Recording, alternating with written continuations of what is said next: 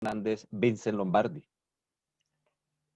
Bueno, fue uno de los, te digo que yo no leía mucho, de verdad que no me acostumbraba a leer tanto y creo que el primer libro que leí completamente fue uno de Vincent Lombardi llamado Ganar no es importante, es lo único. De hecho me lo recomendó Germán Andrín, quien era nuestro preparador físico, y de verdad que me identificaba en muchas cosas con él, ¿no? Era un entrenador que tenía muchos problemas con sus jugadores, por su carácter, por lo que quería que fuese el equipo. Él apuntaba, digamos, mucho más arriba y había jugadores que no eran capaces de adaptarse a lo que él los sometía, ¿no?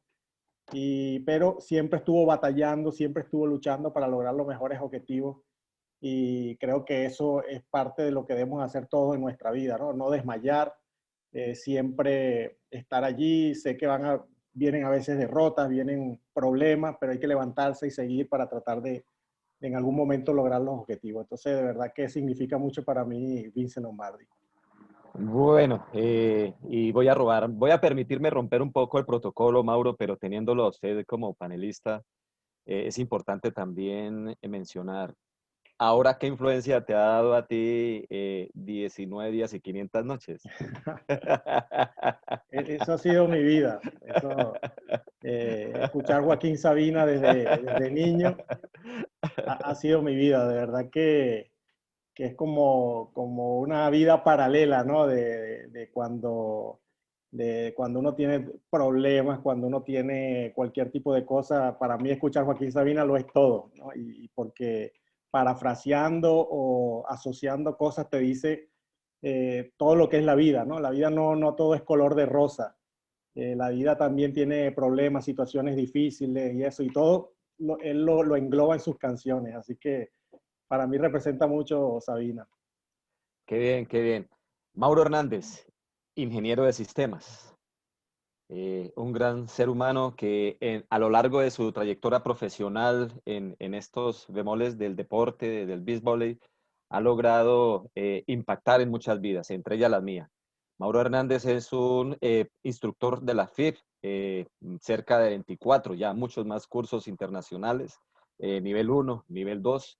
Ha propuesto proyectos a la FIB para seguir proponiendo, obviamente, este conocimiento y llevarlo a lo largo de todo el planeta. Participó en los Juegos Olímpicos de la Juventud en Buenos Aires 2018, siendo medallista. Medalla de bronce en el Campeonato Mundial Sub-21 Lucerna 2017.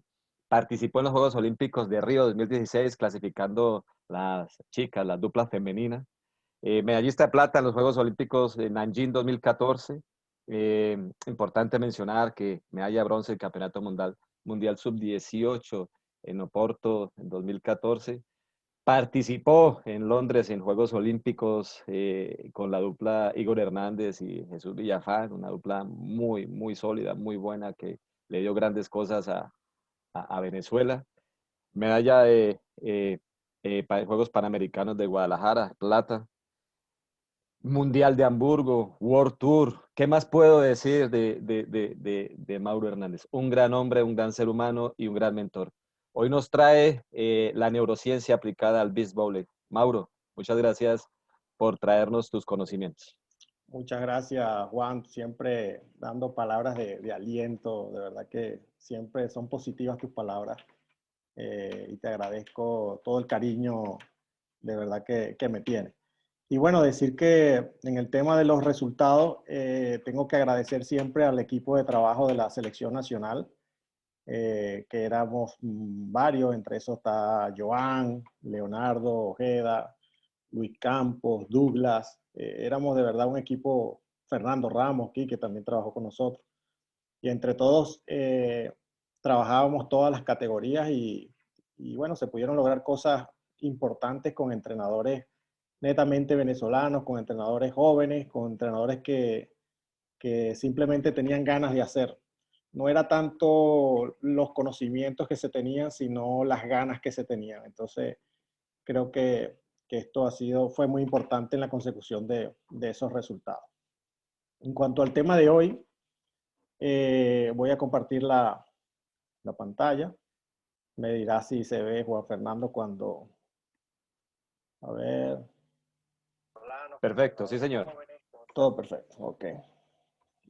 Vamos a hablar un poquito del tema de la neurociencia también, pero siempre haciendo enmarcado dentro de lo que es la sesión de entrenamiento, ¿no? Por eso el título está llamado Sesión de Entrenamiento y Aplicaciones de la Neurociencia en el Voleibol de Playa.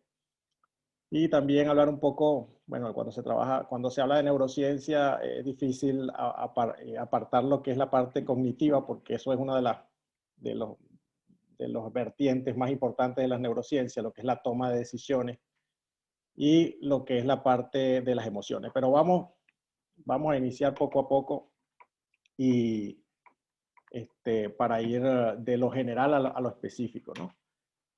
Tenemos primero lo que es la organización de una sesión de entrenamiento. Casualidad hablamos de Lombardi ahora y he colocado una frase de él que decía que en dependencia cómo se planifique una sesión y cómo se ejecute, tiene grandes efectos sobre la evolución de los jugadores, sea esta evolución temprana o tardía. Es decir, que dependiendo si planificamos, pero además cómo hagamos esa dirección del entrenamiento, va a depender si el jugador evoluciona rápidamente o simplemente evoluciona de forma tardía, ¿no? Entonces, en base a esto, lo primero que hay que saber es cómo empezar, ¿no? ¿Qué factores debemos considerar para organizar una sesión de entrenamiento? Y lo primero que debemos saber es la ubicación de la sesión. ¿Dónde está ubicada a nivel del macrociclo de trabajo, de la planificación? Y esto lo vamos buscando de lo más general a lo más específico. Macro, meso, micro, el turno, sea la mañana o la tarde, y la sesión como tal, ¿no? Eso es lo primero que hay que saber. ¿En qué momento estamos dentro de la planificación? Luego, considerar algunos factores importantes, sobre todo las fortalezas y debilidades técnico-tácticas, psíquicas, para saber en dónde debo hacer más énfasis, o sea, dónde debo recalcar mi preparación, si en lo técnico, en lo físico, en lo psíquico, cómo voy a distribuir esas cargas en el transcurso del tiempo y qué voy a hacer día a día en cada sesión para que esto se pueda ejecutar, ¿no?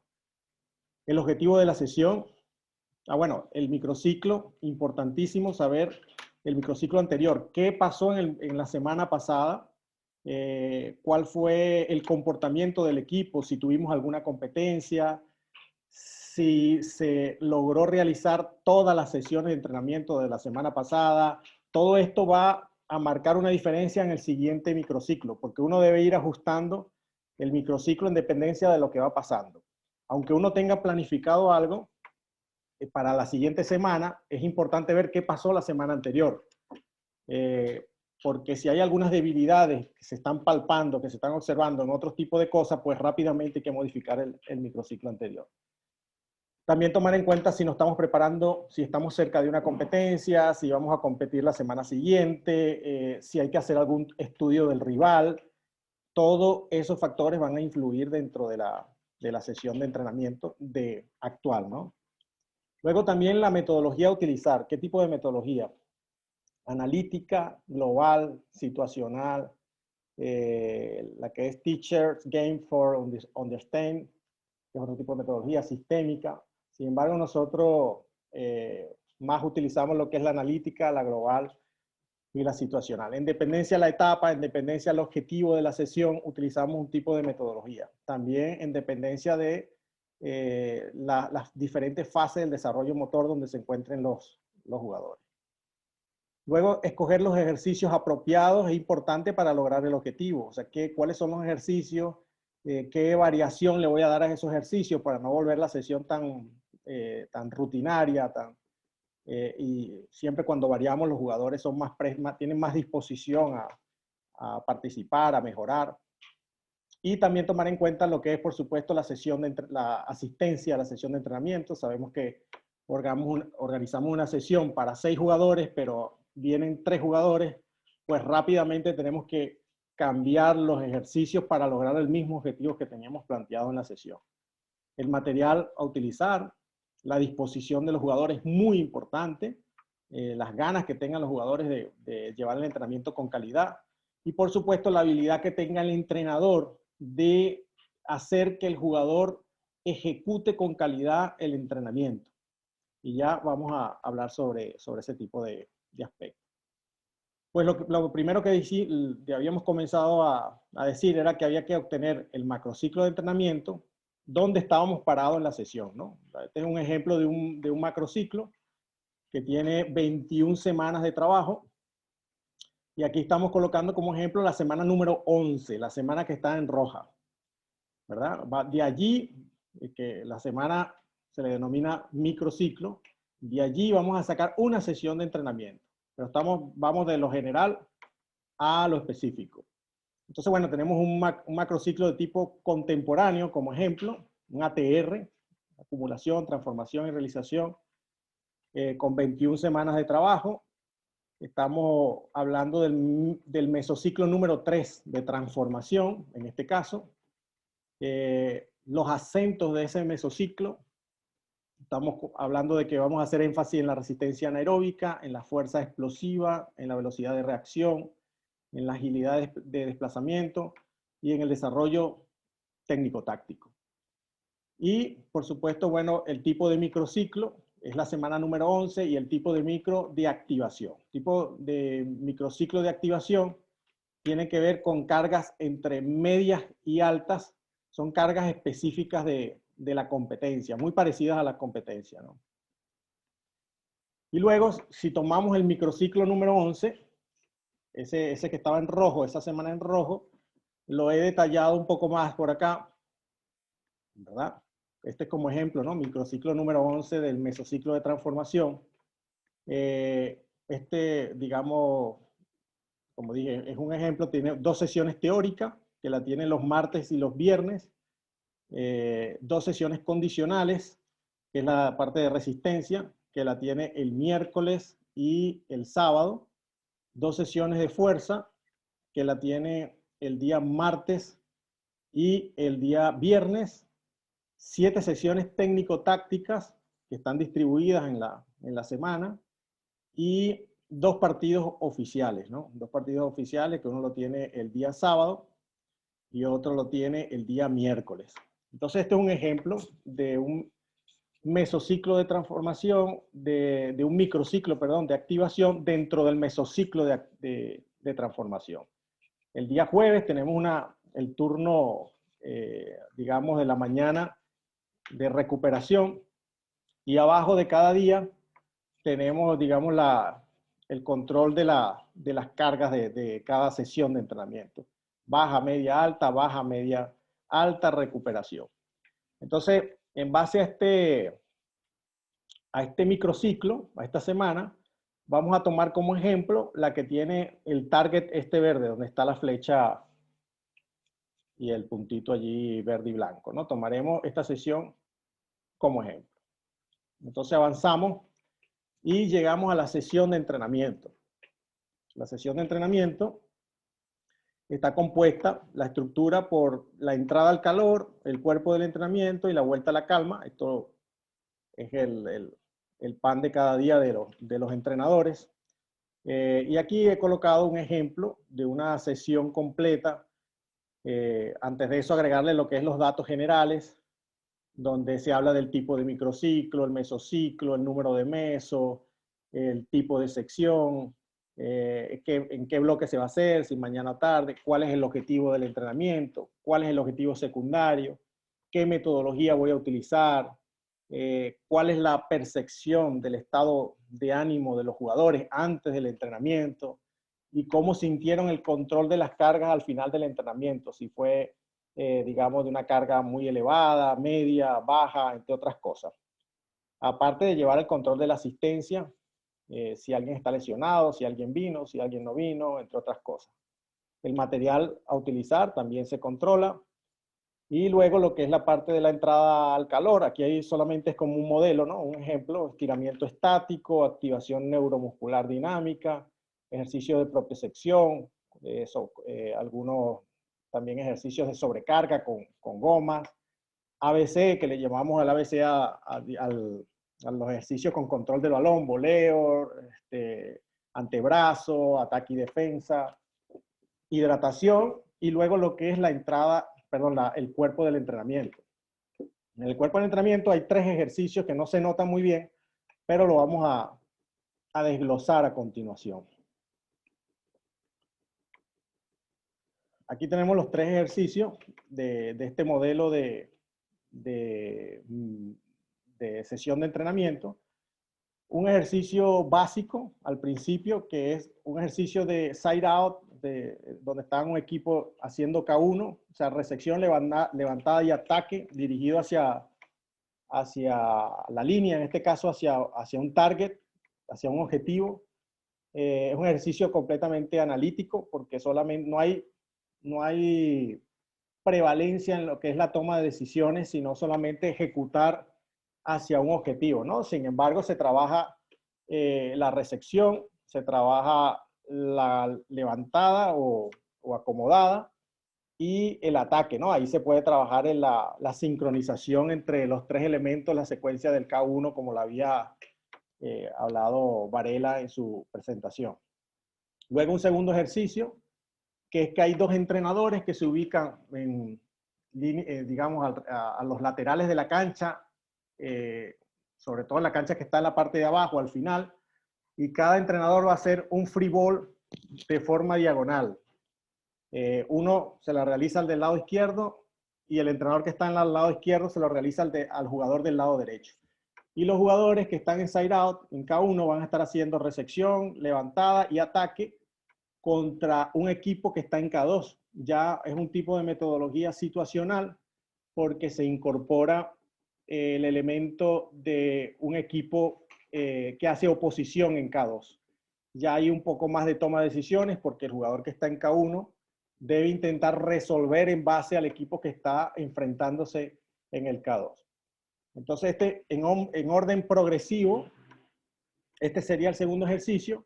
Y el tercer ejercicio sería un K1 contra K2, ya incluyendo el saque del jugador, ya tipo partido, tipo juego, es el más específico, el que se parece más al juego, donde hay que resolver la situación como si estuviese en un partido, ¿no? A este ejercicio se le pueden agregar algunos métodos de perturbación, incorporar algunos tipos de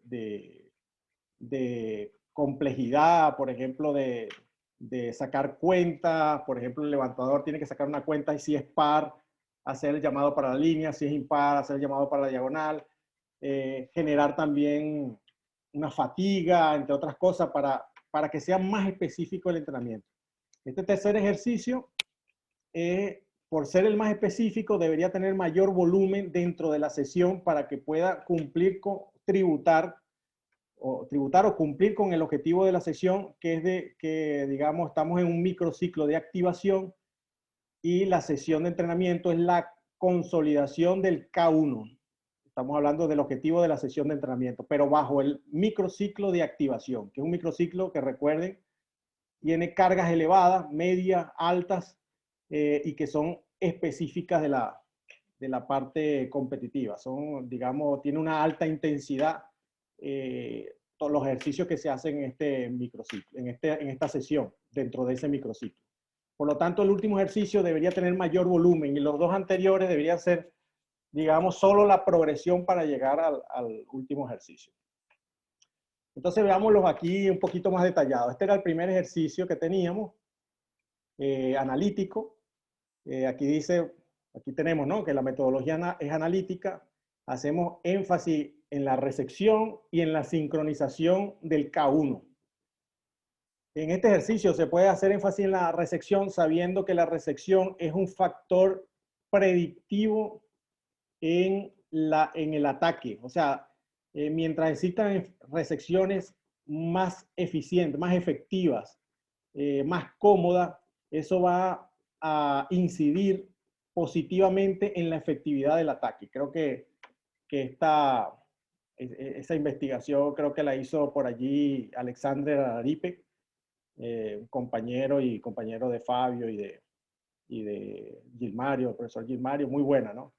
Entonces, trabajar la resección es importante, aunque el objetivo sea del K1, hacer énfasis en la resección es muy importante, es lo que quiero resumir aquí.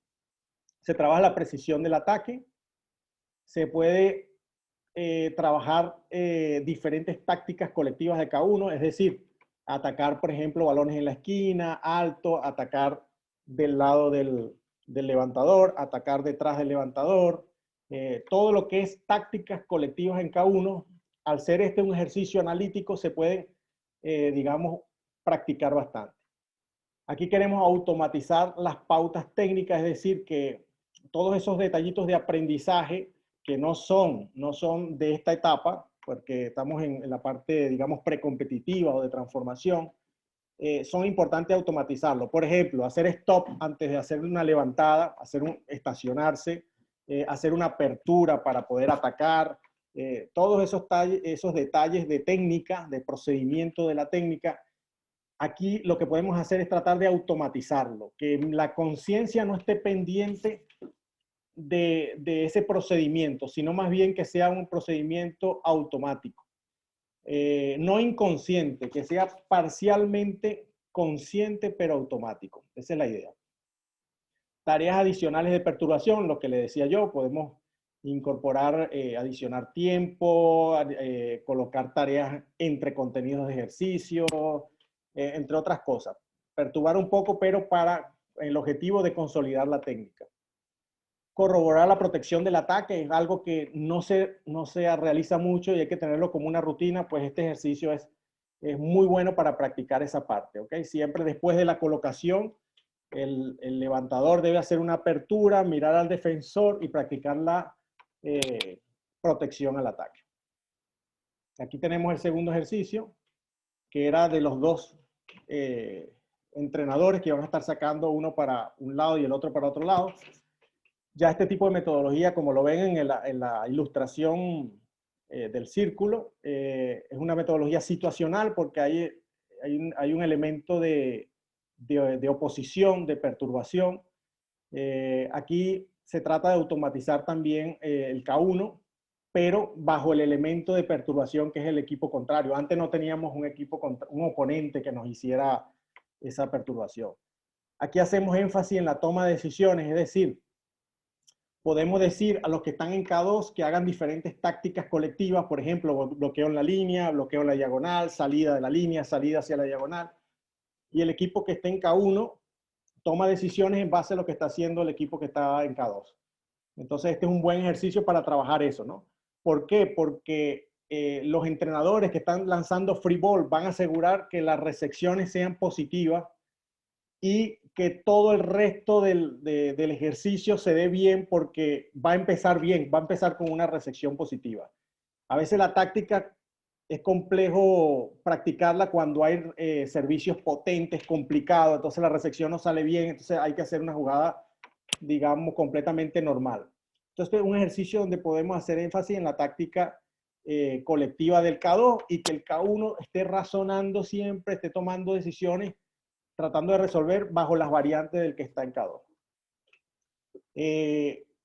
Lo que decía, el equipo que está en K2 podemos colocar digamos, variantes de tácticas en K2 para que las vaya haciendo una a una. Podemos colocar una pizarra con muchas tácticas.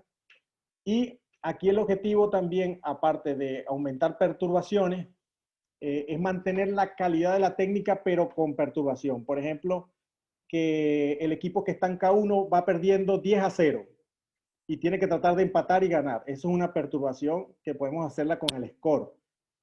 Pues aquí estamos trabajando todos los elementos anteriores, pero vamos incorporando muchas perturbaciones. Y el tercer ejercicio,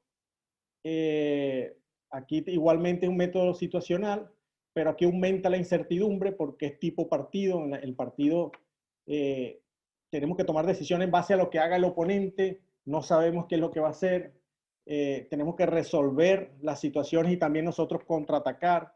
Entonces es un poquito más, más específico por hecho de ser partido, o sea que aumentan más todavía las perturbaciones.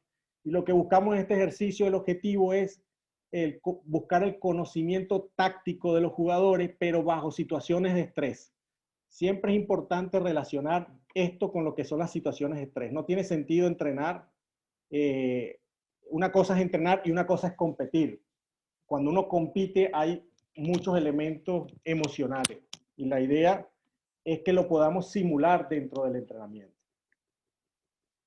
Entonces, otras cosas importantes acá que tomar en cuenta son, para llevar la sesión del entrenamiento, muy importante, la explicación del objetivo del entrenamiento, seleccionar los ejercicios adecuados, conducir adecuadamente el entrenamiento. El entrenamiento debe llevar una progresión, debe ir de menos a más, utilizar la metodología correcta, analítica, global, situacional, hacer correcciones de errores, tener feedback con los jugadores para hacer esas correcciones. Ese feedback tiene que ser 25 segundos posteriores a la ejecución del jugador, ¿ok? Esa es la memoria a corto plazo.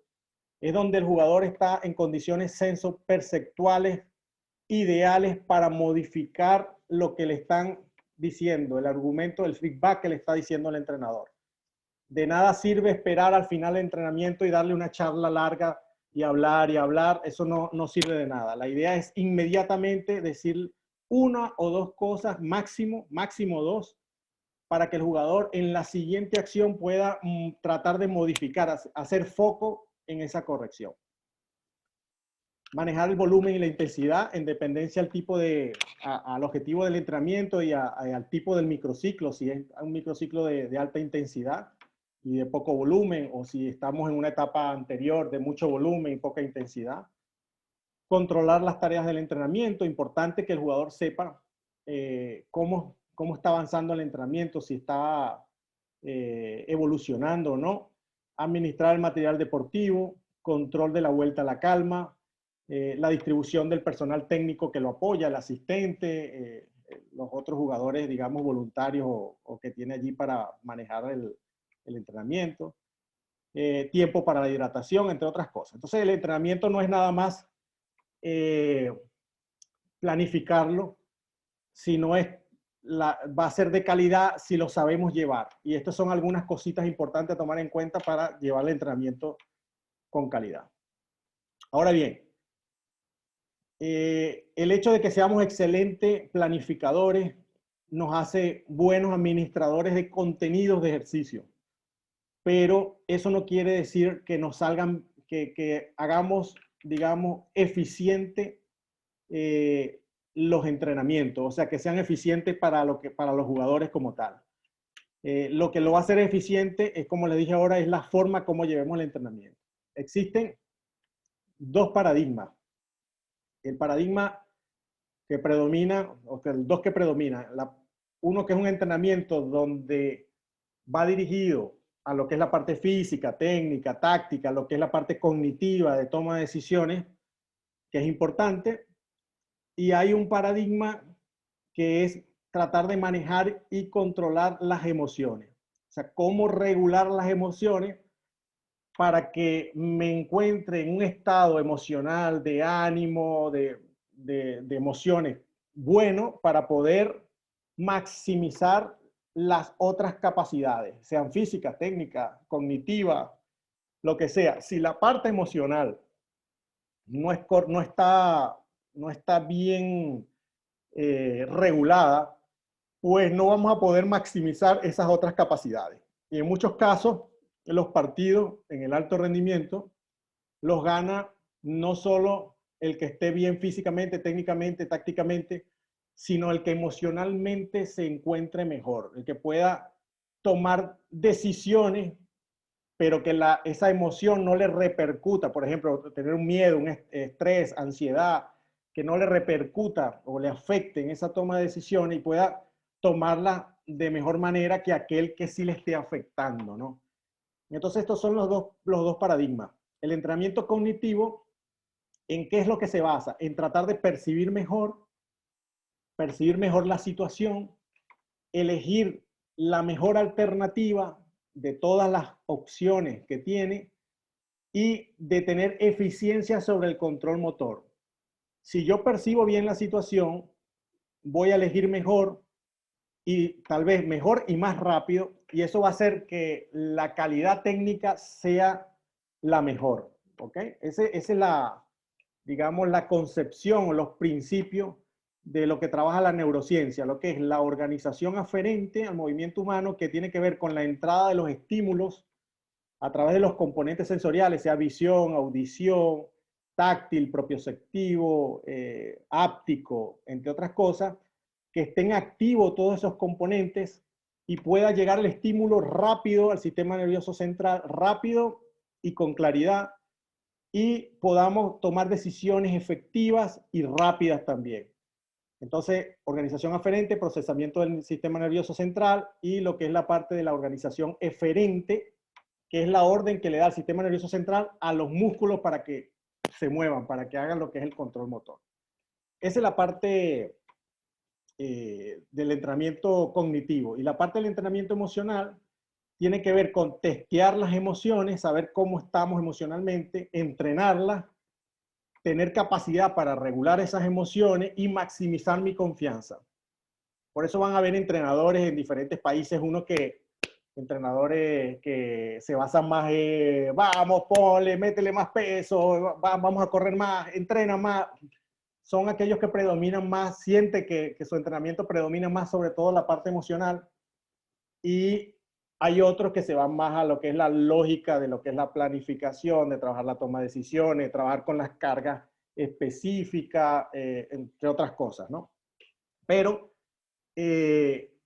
por supuesto, en conclusión, vamos a ver de que las dos son muy importantes, pero sigamos. Hablemos del entrenamiento cognitivo. El entrenamiento cognitivo tiene que ver con la parte de la neurociencia, donde ha sido, digamos, la evolución hasta ahora en lo que predomina los paradigmas de la fisiología del ejercicio. Anteriormente, el consumo de oxígeno era muy importante para ver si el jugador estaba entrenado o no.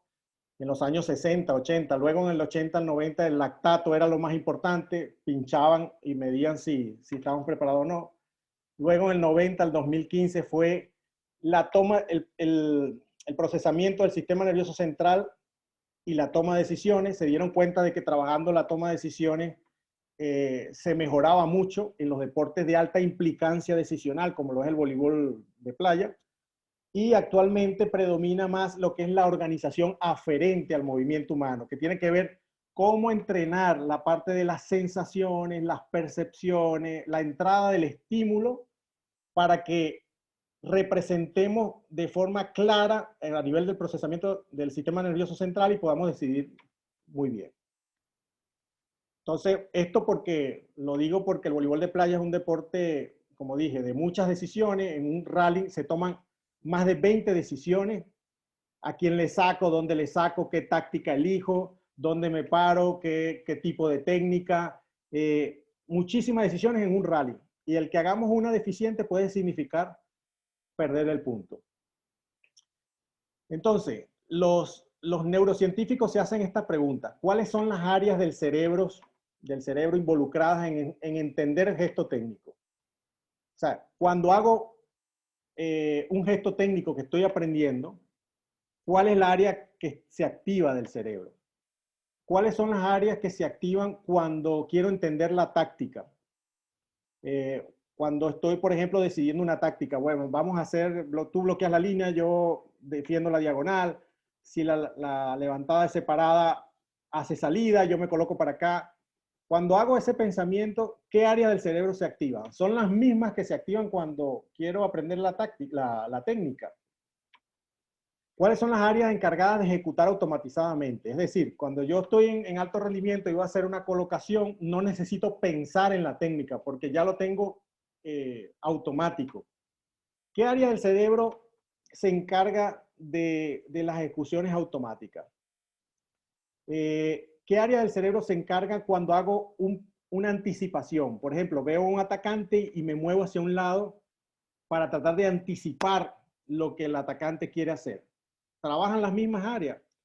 Pues si logramos entender cuáles son las áreas que se activan cuando tomamos ciertos tipos de decisiones, como las que estamos hablando de eso, y además tenemos herramientas para trabajarlas, lo que estamos haciendo es entrenamiento cognitivo, algunos le denominan entrenamiento mental. ¿Okay? Para eso, los neurocientíficos dividieron esto en pasos, ¿no? En sensaciones, percepción, representación, lógica motriz, toma de decisiones, programación neuromotora, ejecución y control motor.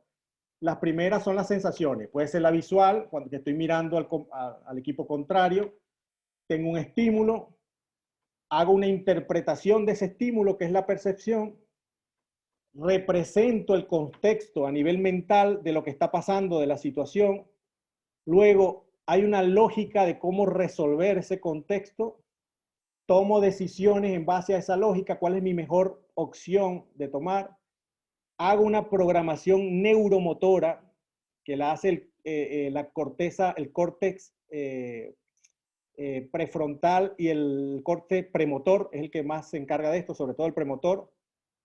Programa los músculos que se van a utilizar y manda una orden para que se ejecuten esos músculos. Estas son las etapas que la neurociencia las estudia, y hay didácticas para trabajar cada una de ellas, para trabajar la percepción, para trabajar las sensaciones, la motriz, entre otras cosas. Como les dije antes, llegó un momento que se empezó a trabajar desde la parte 4 a la 7, lógica motriz, toma de decisiones, programación neuromotora, ejecución y control. Pero hoy en día se trabaja mucho, se hace énfasis en las primeras 3, sensación, percepción y representación. Si tengo buena percepción sobre mis sensaciones, voy a tomar mejores decisiones. Para que lo vean prácticamente, cuando yo voy a hacer un ataque y pego contra el bloqueo porque tomé una mala decisión, lo que generalmente pasa es que la percepción de la situación que estaba fue errónea. El sistema nervioso central la representó de forma errónea o confusa o no clara, y pues la toma de decisiones no va a venir correcta. Pero si esa percepción es objetiva, es bastante clara y es rápida, seguramente la toma de decisiones va a ser muy buena, las decisiones que va a tomar. Y de eso se trata la parte de la neurociencia. Entonces, dos factores importantes a saber aquí. Dentro de los lóbulos del cerebro hay un lóbulo llamado lóbulo frontal, que es donde se toman las decisiones y donde se programa y se ejecuta los movimientos motores. Ese es el lóbulo frontal, que está en rojo allí, ¿no? Y hay dos cortezas importantes, la prefrontal, que es donde se eligen, se valoran todas las alternativas, se elige la decisión, y luego la corteza motora es la que programa el movimiento y lo ejecuta. Entonces recuerden siempre esto, que es lo más importante, la corteza prefrontal, donde se toman las decisiones, y la corteza motora, la que programa el movimiento y lo ejecuta. Entonces, pero aparte de esto que están viendo acá, que no quiero hacer tanto énfasis porque se va el tiempo, hay un sistema que está aquí en rojo llamado límbico, donde está la amígdala cerebral, que es la encargada de regular sobre todo los estímulos netamente emocionales. Si el estímulo es emocional, a veces no da tiempo de que la corteza prefrontal tome la decisión. Lo que hace el sistema límbico es que envía una orden rápida al doble de velocidad a la corteza motora para que ejecute esa decisión. ¿Eso en qué se traduce? En cuando recibimos un estímulo negativo, por ejemplo, es el mayor caso, pero también positivo, a veces la respuesta de nosotros es inmediata en base a ese estímulo que tenemos, ¿no? Ni siquiera nos da tiempo de pensar. ¿Por qué? Porque no podemos regular, no tenemos la capacidad para regular las emociones. Entonces la que se hace a cargo de esa decisión es la amígdala, y no deja que las decisiones sean racionales. Entonces, trabajando la parte cognitiva ayuda a que pueda, no a cerrar el funcionamiento de la amígdala, pero sí a mejorar o a digamos, dosificar la potencia de ese estímulo para que dé tiempo de que la corteza prefrontal pueda tomar una decisión más racional. Pero siempre va a haber un estímulo emocional. Pero la idea es tener, digamos, esa regulación de que no sea 100% emocional, sino que nos dé tiempo de que intervenga el córtex prefrontal. Entonces aquí tenemos lo que les decía antes, si trabajamos la técnica, si trabajamos la táctica, si trabajamos elementos, digamos, que son automáticos, trabajan diferentes sectores del cerebro. Por ejemplo, cuando a ustedes le suena un silbato para que un jugador salga a correr, eso solamente van a ejecutar por orden de un estímulo. Y ahí trabaja la corteza, sobre todo la corteza premotora. Solo se escucha el estímulo, el sistema nervioso manda una orden y procesa y a correr. Pero no hay chance de sopesar, de comparar, de elegir entre varias alternativas. Entonces aquí trabaja nada más la corteza premotora o sobre todo la corteza premotora. Pero cuando ustedes tienen que pensar, por ejemplo, en una táctica, en lo que estábamos hablando, a quién le saco, dónde le saco, o por ejemplo, qué opción voy a tomar al defender, que son varias opciones, por ejemplo, o al aprender una técnica, que oye, estoy en la sentadilla, no lo estoy haciendo correctamente, las piernas tienen que estar a la altura de los hombros, que cuando ustedes meten la conciencia, ahí está trabajando la corteza prefrontal. Cuando ustedes quieren inducir al oponente, que es como tiene unos instantes previos, es como una acción más rápida, es por inducción, trabaja sobre todo la corteza prefrontal, la parietal y el tálamo. El tálamo juega un papel muy importante porque el tálamo manda señales eferentes para responder antes de que el estímulo llegue a la corteza prefrontal. ¿Qué quiere decir? Que en la anticipación no llega completamente el estímulo al córtex prefrontal, sino que anterior al córtex está el tálamo y el tálamo decide. Y por eso es que se hace un poco más rápido de lo normal. Si yo lo que quiero es que estoy en una defensa y tengo que ver si salgo a tomar el balón por detrás del bloqueador o me voy a la diagonal corta, porque el atacante tiene muchas opciones y yo como defensor tengo que tomar una. Me quedo aquí, me voy a la diagonal, me voy a la línea. Cuando pasa eso, pues allí se decide por inducción probable. No me da tiempo todavía de analizar bien, de sopesar, de evaluar. Lo que me da tiempo es de elegir una por la que yo tengo feeling. Ese tipo de, eso es lo que llamamos feeling. Ahí se trabaja la corteza prefrontal, la corteza premotora y los ganglios basales. Y cuando yo ejecuto, por ejecutar automatizadamente, que no tengo que pensar en el movimiento, que son los jugadores de alto rendimiento, yo voy a hacer una levantada, estoy pendiente del bloqueador o si hay viento, pero no estoy pendiente de que debo flexionar, que debo colocar los brazos, porque ya eso lo automaticé. Cuando pasa eso, ahí son los ganglios basales el que está tomando cartas sobre el asunto a nivel cerebral. Por eso es que el cerebro puede dominar multitareas. Unas tareas pueden ser parcialmente automáticas, ¿verdad? Parcialmente conscientes y automáticas, perdón, y otras tareas pueden ser conscientes. Entonces, es muy importante trabajarlas multitareas porque eso ayuda a la eficiencia de la toma de decisiones. Si yo voy a hacer una levantada o una colocación y pasa mucho en los torneos internacionales y eso, va a la cuenta 20-20 y en ese momento yo digo, oye, tengo que hacer la levantada perfecta, déjame recordar cómo es la técnica, tengo que agacharme, tengo que meterme debajo del balón, debo tratar de hacer esto, o sea, ya metí la conciencia en la técnica, cosa que antes era automático. Al hacer eso, tengo más probabilidad de fallar. Y es lo que pasa a veces en esas cuentas, de que como meto ya la conciencia, pues a veces tiendo a vender el balón o a dejarlo un poco más separado, cuando antes si lo hacía automático salía perfecto.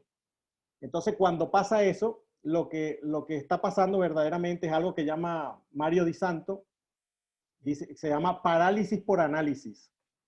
Estoy pensando en la técnica en algo que ya estaba automatizado y lo estaba manejando lo que era los ganglios basales.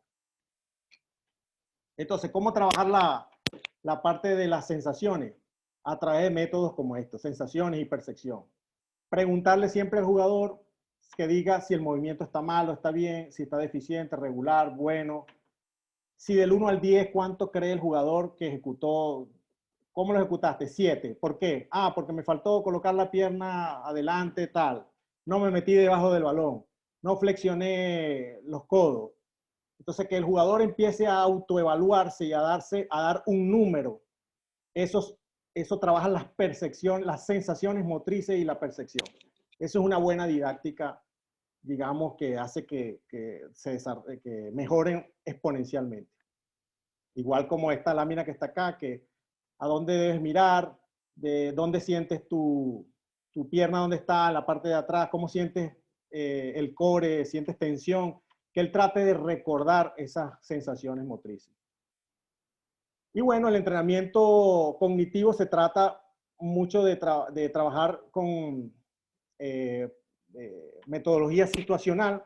Tenemos un ejemplo, por ejemplo, de la parte de defensa. En el gráfico de arriba está trabajando defensa analítica y en el gráfico de la derecha de arriba está trabajando defensa también, pero en una situación, un contexto ya de juego, con bloqueador, defensor, y predomina la toma de decisiones. Ahora bien, esa era la parte que predominaba de tipo cognitivo. Ahora hay una parte de tipo, un paradigma de tipo emocional. Y se basa en esto, ¿no? Que, por ejemplo, aquí hay una investigación de Manuel Gallardo que dicen que los jugadores que más le dedican horas al entrenamiento muestran más resiliencia y más inteligencia emocional. O sea, hay una relación entre la dedicación de más horas en la práctica deportiva. Esos jugadores tienen la tendencia de ser más resilientes y mejoría en los test de inteligencia emocional. Y si tú eres más resiliente y eres más inteligente emocionalmente, o sea, tienes más compromiso deportivo, más compromiso con lo que estás haciendo. Y si tienes más compromiso deportivo, eso es un factor predictivo en el éxito deportivo también. Entonces, las emociones también es muy importante. Y aquí vemos algunas cositas importantes. Ninguna emoción es tomada 100% racional. Ninguna. Todas son influenciadas por las emociones también. Y hay test para eso, ¿no? En el deporte son influenciadas sobre todo predominantemente emocionales. La interpretación de una situación se tarda 0.5 segundos en yo hacer una percepción de lo que está pasando, en que me llegue ese estímulo al sistema nervioso central. Entonces, ¿cómo se trabaja esto? O sea, ¿cuál es la filosofía de esto? El estímulo genera una emoción en el jugador. La emoción genera un pensamiento. Y los pensamientos generan una forma de actuar. La forma de actuar genera también una emoción y eso es un círculo vicioso. Y vuelve otra vez, la emoción genera un pensamiento, el pensamiento genera una forma de actuar. Entonces, hay que diferenciar que el cerebro tiene que ver con lo que es la parte física, neuronas, dendritas, axones, y la mente tiene que ver con los pensamientos y las emociones. Algo así como el hardware y el software. Entonces, la idea es que exista armonía entre el cerebro y la mente. La toma de decisiones emocionales tiene que ver mucho con las experiencias pasadas, con los factores externos y con algo llamado interocepción, que es la capacidad que tiene el cerebro de recibir información de la piel, de la sangre, de los tendones y ligamentos y de los órganos. En base a esas 4 cosas que dije, se toman decisiones sobre todo emocionales. Y hay que saber que los jugadores ocultan las emociones. La mayoría la ocultan cuando estas son totalmente normales. Y es importante que el jugador pueda expresar sus emociones. Cuando interviene la amígdala, en momentos como estos, cuando hay rivales complicados, cuando somos favoritos en competencia y no estamos ganando, cuando hay ansiedad, el factor externo, interviene la amígdala y da un impulso emocional. Pero también cuando hay situaciones positivas. Una situación positiva te genera emociones tan fuertes que puedes también darte exceso de confianza en el partido. Entonces hay que saber regularla, así como cuando uno le baja el volumen a un equipo, tratar de regularla, no eliminarla, sino regularla. ¿Por qué? Porque si no la sabemos regular, vamos a tener menos capacidad de visualización, músculos contraídos, ritmo cardíaco acelerado, mala toma de decisiones, mayor riesgo de lesiones, excesiva confianza, entre otras cosas. Entonces, la razón de este paradigma es que seamos distintos emocionalmente. Los jugadores mejores son distintos emocionalmente. Si cambiamos la forma de pensar, se cambia la forma de sentir. Si cambiamos la forma de sentir, se cambia la forma de actuar.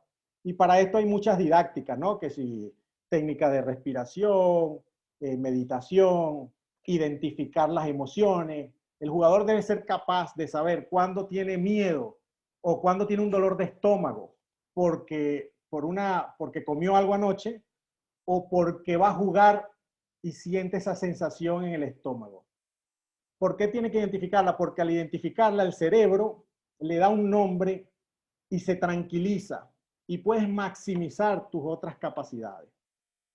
Entonces, importante que el jugador sepa reconocer que esto es importante, pero aparte que tenga ganas de resolverlo. Hay un principio llamado de neuroplasticidad que te da que puedes hacer que mejores, que tengas mayor inteligencia emocional, que uses más neuronas, más circuitos neuronales a cualquier edad, seas joven o seas adulto. Eso se llama neuroplasticidad. Y digamos, neurocientíficos apuntan a que más del 90% de los seres humanos se quejan cada 30 minutos por algo. Tienen una queja. Porque tienen una percepción de lo que aprendieron del 1 a 10 años, tienen una percepción, una concepción de cómo debe ser la vida y cada vez que ven algo diferente se quejan. Entonces, la diferencia de ser mejor jugador es ser distinto emocionalmente. Aquí, por ejemplo, para terminar, dos ejercicios importantes. Por ejemplo, el primero es un ejercicio de K1, pero después de hacer un K1 efectivo tienes que ir al saque y tratar de sacar y dirigir la bola a la zona final de la cancha. Si no, no te vale el K1, por ejemplo.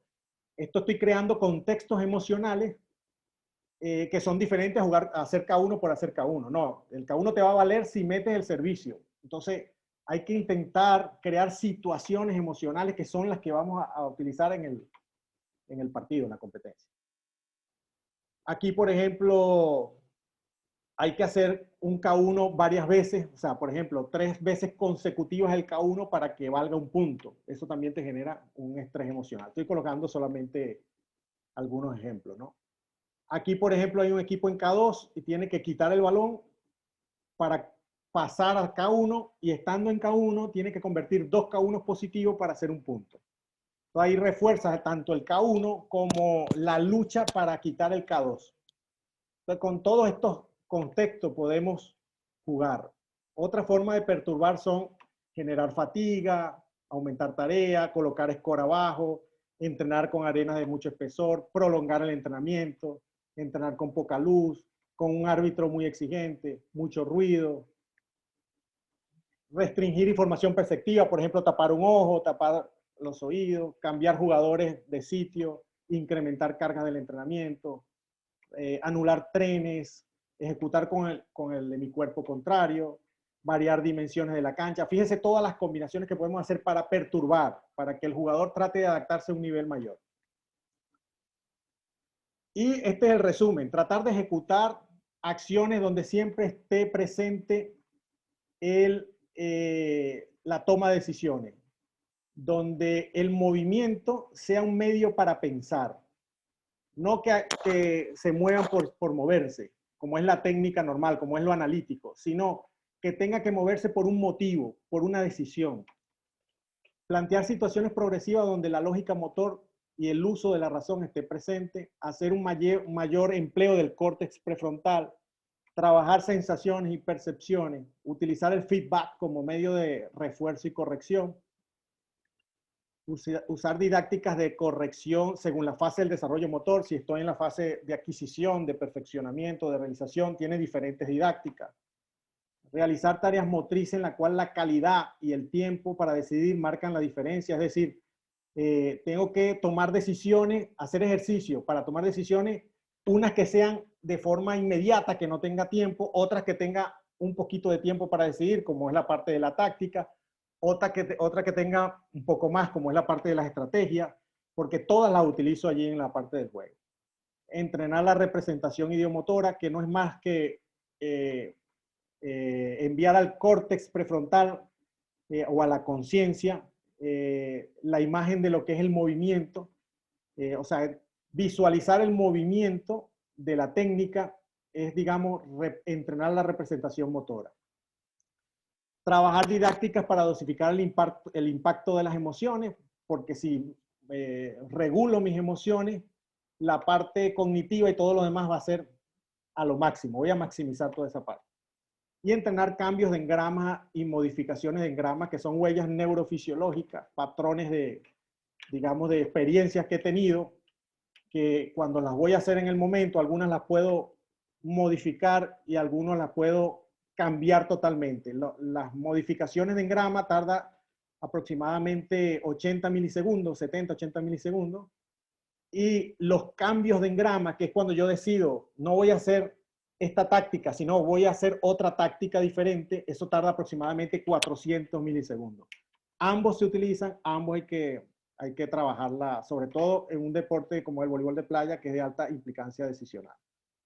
Pues bueno, esa es toda la presentación. Espero se hayan llevado algo de la misma. Gracias a todos por la oportunidad. Bueno, realmente, profesor Mauro, no queda más que felicitarlo por tan amplia ponencia y presentación de conocimientos. Realmente para poder realizar en algún momento alguna inquietud, pregunta, hay que tener un nivel de, de conocimiento de estos temas.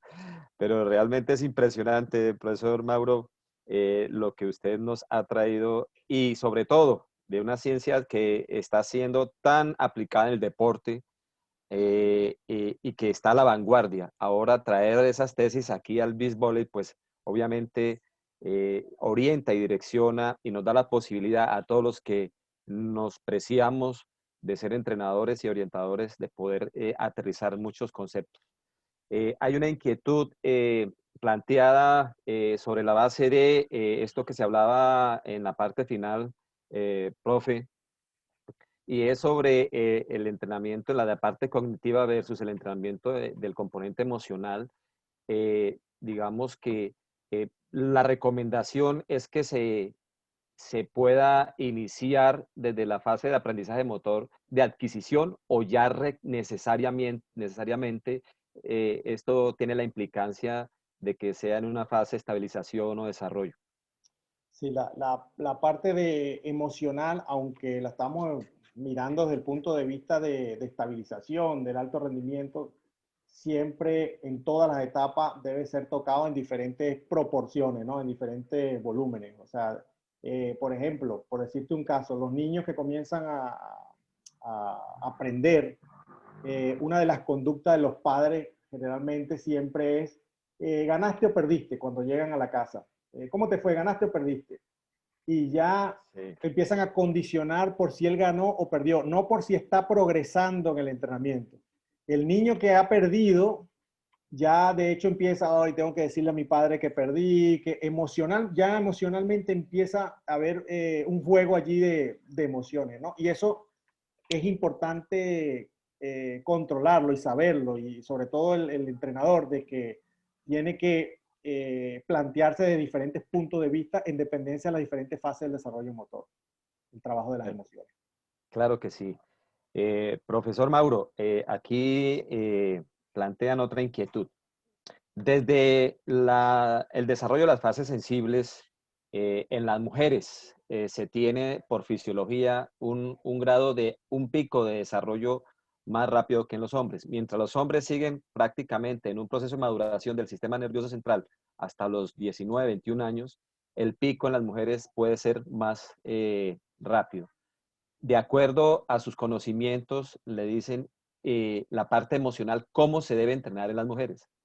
Sí, mira, en los últimos videos, por ejemplo, que puedes ver de Stanislao Bacharach, por ejemplo, que es el argentino, de Mario Di Santo, ellos manifiestan que ese mito de que la mujer es más emocional que el hombre, que eso se quedó atrás. Ambos son emocionales. Lo que pasa es que el hombre tiene un mecanismo de defensa como para ocultarlo más que la mujer. La mujer es más a expresar lo que siente con una amiga, con alguien, que el hombre. El hombre, incluso los mismos jugadores, tú lo ves que nadie es capaz de decirte, estoy asustado porque voy a jugar. Tengo miedo. Eso es algo como que no lo digas porque te va a caer todo el mundo encima, ¿no? Y el hombre, pero en realidad pasa. Y eso pasa en el femenino como en el masculino. Otra cosa importante, Juan, hablando del tema de los picos hormonales, o sea, el resumen es que trabajar los dos por igual, pero eso que se decía de que se trabaja, que el cerebro trabajaba un porcentaje, el 2% se trabaja del cerebro, que no se trabaja todo globalmente, eso es falso también. Ahora, digamos, los neurocientíficos lo que dicen es que cuando tú generas un pensamiento, ese pensamiento genera un circuito neuronal. O sea, la técnica, estoy pensando en la técnica, eso te genera una conexión sináptica de neuronas, un circuito neuronal, que eso equivale a un 2% aproximadamente. Pero cuando tú generas otro pensamiento, utilizas otras neuronas, otro circuito neuronal, 2% también. Pero en realidad se utiliza todo el cerebro, pero en diferentes momentos. Es como decir que activas luces cuando tienes un pensamiento, cierta 2%, pero el cerebro se activa completamente. En el caso del femenino, Juan, hay que trabajarlo igual que el masculino. La técnica de trabajar las emociones es, uno, reconocerlas. Porque el cerebro, cuando tú le dices, por ejemplo, tú tienes euforia o tienes poca energía y estás triste, el cerebro lo que hace es ponerle un plano XY y decir, triste con poca energía es depresión. Mucha energía, alegría es euforia. O sea, te lo pone en un plano XY y le da un nombre. Y el cerebro necesita identificar las emociones, porque cuando las identifica, se tranquiliza y abre una puerta para que sean reguladas. Entonces, hay que primero hacer entender a los jugadores que esto existe, que esto es verdad, que científicamente está comprobado que lo que pienses hace una transformación bioquímica en tu cuerpo. Primero es neuronal y después lo genera, así son las enfermedades igualmente, que es entrenable y que tengas disposición para entrenar. Esa es la concepción tanto en el femenino como en el masculino. Bueno, pero es impresionante, Mauro. Hay que remitirnos a Mario Di Santo y bueno, hay que leer mucho para tener cierto grado y alcances, ¿no? Hay un autor, Valdemar de Gregory, brasileño, que habla de desarrollo tricerebral y menciona que en ese desarrollo tricerebral, especialmente en el hombre, prevalece el cerebro reptílico. Sí, En, el emocional, sí. en la parte de la entrenabilidad, ¿cómo realmente en una didáctica de entrenamiento podemos hacer que nuestros muchachos no sean presas de ese componente del desarrollo reptílico o del cerebro reptílico? Primero hay que saber que, Juan, de que es importante el cerebro reptiliano, ¿no? Porque es el que nos ha hecho subsistir hasta ahora. Si no, nos hubiesen comido leones, qué sé yo, El instinto de supervivencia. el instinto de supervivencia, así es. Entonces, eso pasa en los niños también, que hay que dejarlos que afloren esas emociones, que intenten. Lo peor que podemos hacer como entrenadores, Juan, es que solamente someterlos a que sean reservados. No pegues aquí, no extienda, tienes que tener cuidado de no botes el balón. No, ellos tienen que No intentar. hagas, no hagas, no hagas, no hagas. Lo dice Michael Jordan y los otros que han sido buenos, pero porque han fallado demasiado, ¿no? Entonces, es cuestión de regularlas. No se puede eliminar completamente las emociones. Tienen que aflorarse, identificarlas y tratar de regularla un poco para poder maximizar otras cosas. Bueno, impresionante, impresionante lo que nos ha dejado hoy en la jornada de la mañana, el beach volley y en general todo el Congreso. Llevamos 3 días de grandes ponencias. Hoy el anfitrión definitivamente coloca un punto bastante alto. De por sí, la anterior ponencia también fue de mucho carácter investigativo y sé que Mauro nos está preparando grandes sorpresas. Por ahí me han contado que lo que viene es candela en el tema de Mauro Hernández y este tema del componente de la neurociencia. Por ahora no aparecen en el chat ni en sala más preguntas. No sé, Mauro, si tengas unas palabras adicionales o si alguien en sala quiera hacer algún otro comentario. No, bueno, muchas gracias, Juan, por todo. Yo creo que es un aprendizaje. Aquí no hay verdades absolutas, ¿no? O sea, siempre son temas que uno pone en práctica, tiene experiencia y uno puede hablar sobre esas experiencias más que todo, ¿no?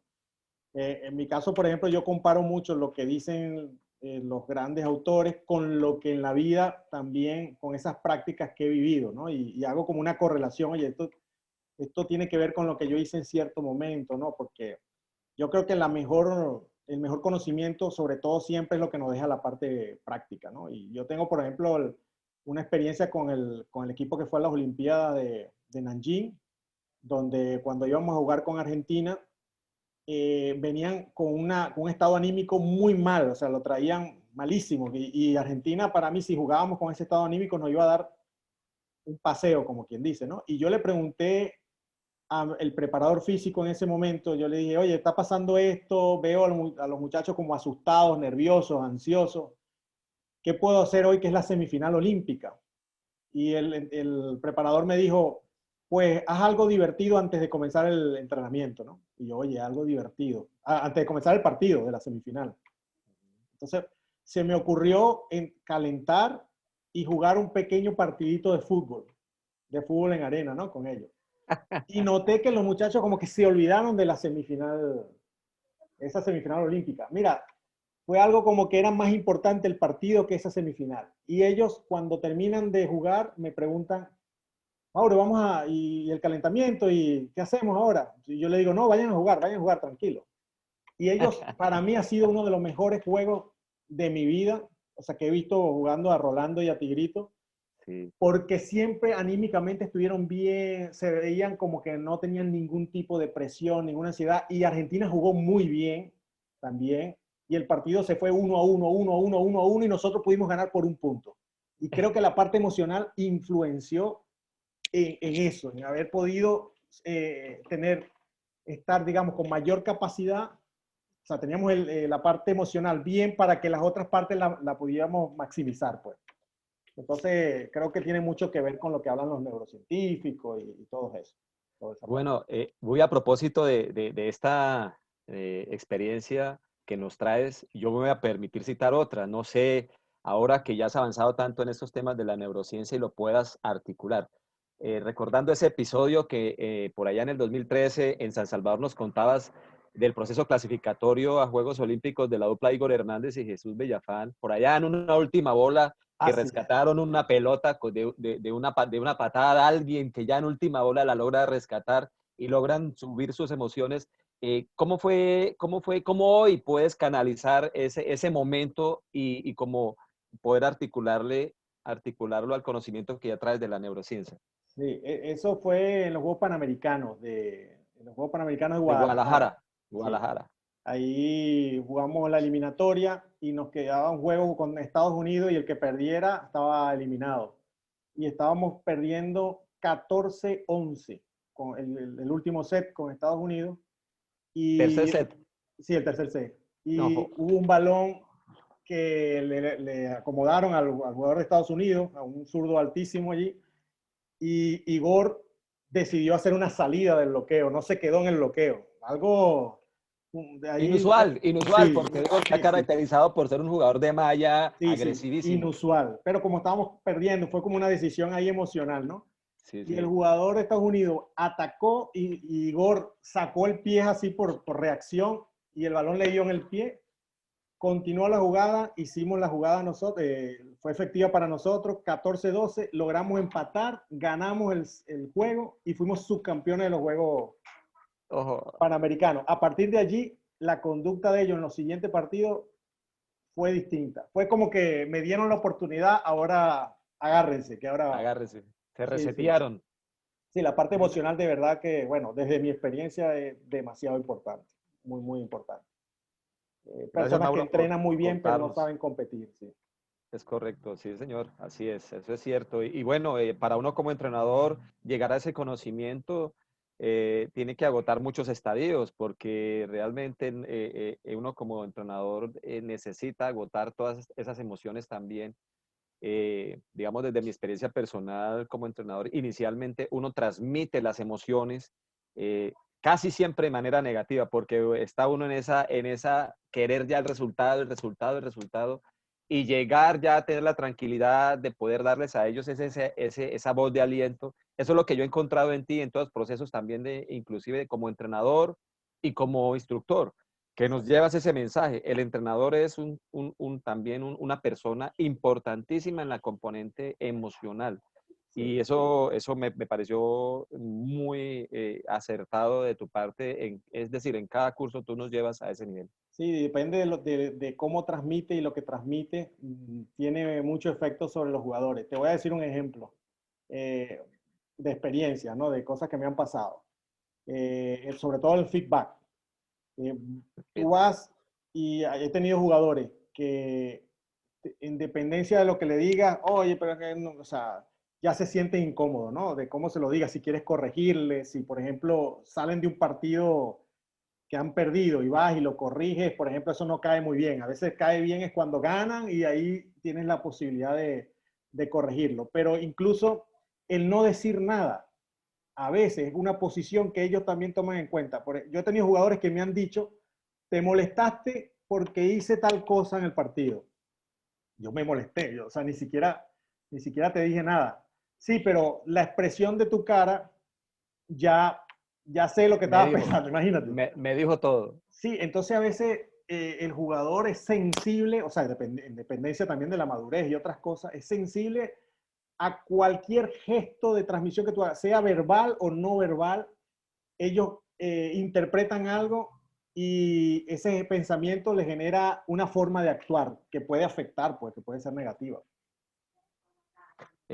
Profe Mauro, una pregunta. ¿Tú qué piensas de un jugador de mucha experiencia juntarlo con un jugador de muy buenas características joven? ¿El jugador de mucha experiencia puede también transmitirle cosas importantes de manera positiva o puede llevarlo a cosas que no sean las ideales? Yo pienso que sí. Yo pienso que si hay la madurez de parte, sobre todo el que tiene mucha experiencia, puede ser productivo para él. Te digo que una de las formas que nosotros mejorábamos mucho a los jugadores era que jugaran con cualquier nivel, incluso con el femenino. O sea, colocarse a jugar con una jugadora, o sea, mixto, contra un equipo masculino completamente. ¿Por qué? Porque eso hace que el jugador tenga que adaptarse a múltiples formas de juego, de bajo nivel, de alto nivel, tenga que esforzarse más, tenga que estar adaptándose a la incertidumbre. Entonces, ahí mejora el de alto nivel también, ¿no? Cuando están en pleno juego. Lo que sí es que siempre debe haber una didáctica especial para las diferentes fases del desarrollo motor donde se encuentre. En este caso, hay un jugador que está en una fase menor y el otro en otra fase mayor. Pero en dependencia de cómo dirijas el entrenamiento, puede ser beneficioso para ambos. Uno, porque está tratando de adaptarse al nivel del que tiene mejor, valga la redundancia, mejor nivel. Y el otro, porque tiene que hacer un sobreesfuerzo para poder equilibrar el nivel para poder, por ejemplo, en la parte competitiva, ¿no? Entonces yo creo que sí, que puede ser beneficioso. Perfecto. Profe, yo quiero hacerte una pregunta a título personal. Te voy a colocar en contexto. Juegos Bolivarianos Santa Marta 2017. Final, Juegos Bolivarianos. Yo estuve muy atento siguiendo tus orientaciones a la dupla de Tigrito y Rolando. Esa final la logra Venezuela, ganan frente a los primos Grimal. Hubo un momento en el partido en que digamos, hubo una situación de juego donde tú pides un tiempo y le das unas orientaciones a Tigrito que llegó a la cancha de ahí en adelante y la romperla. Tanto así que Marco tuvo que salir, dejar de bloquear a defender y el que estaba bloqueando era Esteban, algo inusual también. Dime cuál fue ese feedback, cuál fue ese momento clave que los llevó a esa gran victoria allá en Santa Marta en Juegos Bolivarianos 2017. Mira, Juan, en la mayor parte de los juegos que he tenido en mi vida con equipos buenos, está también el juego contra la Hauser y Rogers Oh, en eso fue un Alemania, de partidazo Igor de y Jesús. Igor y Jesús, sí. Siempre siento que se han ganado más por la parte emocional que por la misma parte del planteamiento técnico-táctico. No quiere decir que el planteamiento técnico-táctico no sea importante porque, por supuesto, limita, te da comodidad, te da mayor facilidad para hacer el juego al otro equipo, entre otras cosas. Pero si el componente emocional no está bien, es complicado ganar, porque todas las decisiones son influenciadas por la parte emocional. Y en ese momento, yo lo que más me fui fue al discurso emocional. Fue a que ellos vienen de ser campeones mundiales, ellos vienen de ganarle a Hauser y el otro. Nosotros venimos de un proceso de entrenamiento que no ha sido el mejor. Entonces el peso lo tienen ellos encima de que no pueden perder con nosotros porque esto, por lo otro. Y a lo último le dije algo técnico-táctico, que le vas a sacar aquí, te vas a poner aquí y que ellos sean los que nos tengan que ganar. De lo contrario, nosotros vamos a, o sea, más fue el peso emocional. Quitarles. Sí, sobre todo quitarle. Y solamente al final la parte técnica, vamos a hacer esto y esto. Fue lo que le dije en ese momento. Sí. Y Eso todo, fue ¿verdad? impresionante, eso fue impresionante. Esa final la ganaron luego impresionantemente y llevaron a Chile a exactamente de venir con unas credenciales impresionantes a perder esa final, y cosa que les dio muy duro, les dio muy fuerte a ellos en ese torneo. Sí, sí, ellos, Profe, es eso. de verdad, muchas gracias. Es impresionante poder compartir con usted, profe, todas estas experiencias. Realmente ya quedamos terminando la jornada de mañana. Nos esperan en la jornada de la tarde Raúl